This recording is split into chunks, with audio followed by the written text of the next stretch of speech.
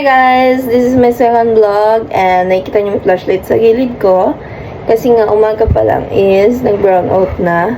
And then samahan niyo ako maglinis ng kwarto and mag-open ng tindahan ni Mother.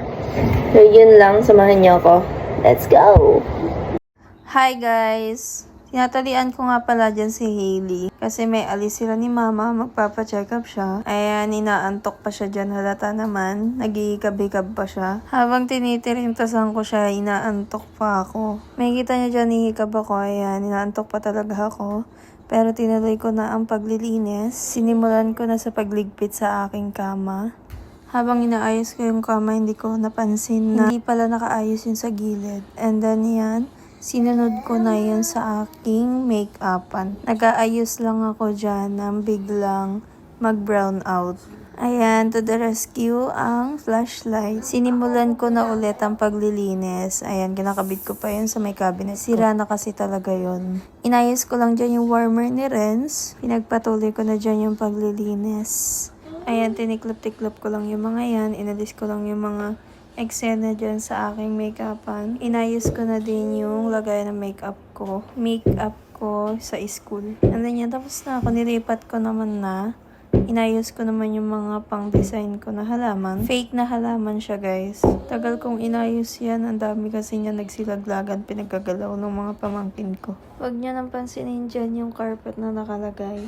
Ginawa ko lang yan talaga para may sapin dyan sa make-upan ko. And then, back to linis na tayo. Yung kahoy dyan sa taas, pinag-iisip ako kung lalagyan ko ng mga lights. Sobrang tagal ko naglilinis dyan. Ewan ko kung bakit. Tinatanggal ko pala yung mga blocks ng mga pinaglaruan ng mga pamangkin at kapatid ko. And next ko naman dyan gagawin is ilalagay ko yung mga natiklop na damit na.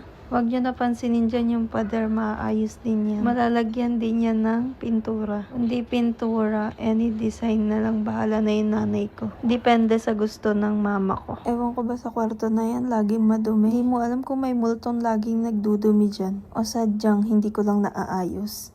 And ayan, back to linis na ulit tayo. Huwag nyo napansinin yung mukha ko dyan. Kasi wala pa talaga akong hilamos niyan. Ayan na yung kwarto.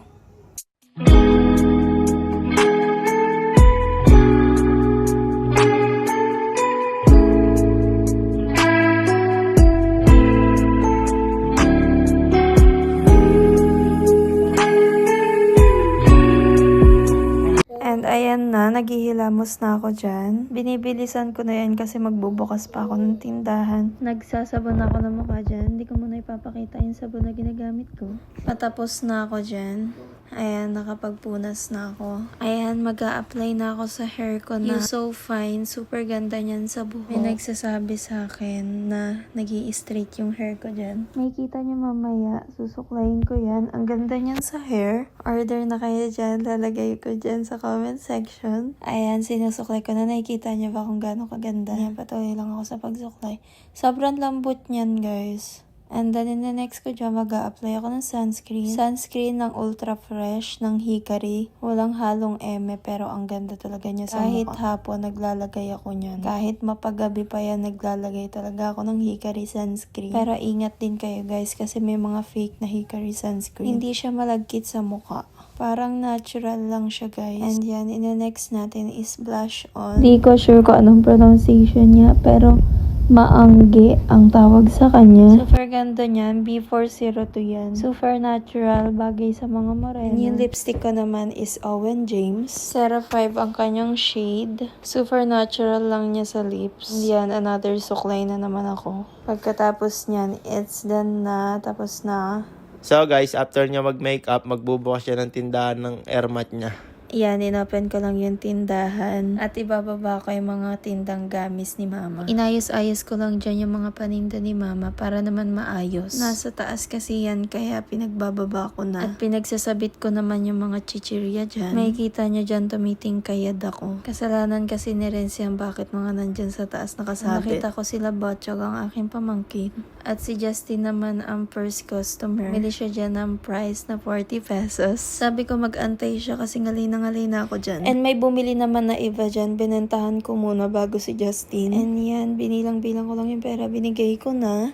at kukunin ko lang yung flashlight kila nanay. Inayos ko lang muna yung mga gamit na nandyan. At ayan, may kita nyo, tinatry ko yung mini pan kung gumagana pa. Pero na-disappoint ang ate mo. Kaya nagtimpla na lang talaga siya ng kape. And dumating naman si Botchog, ang aking pamangkin. Biglang sabi sa akin na hindi niya daw kayang isara yung payong. Ayan, tita to the rescue. Sinara ko naman yung payong. So ayan, yung mga susunod is nagkulitan na lang kaming dalawa. Mataylo ko si itong batang to. Ayan, kagigising niya lang dyan. Naglaruan niya agad ang flashlight. Ang galing. Hindi yan titigil habang di mo siya pinapagalitan. Pinagahay ko dyan si Botchog sa camera. And ayan, nagahay nga siya. Bye-bye!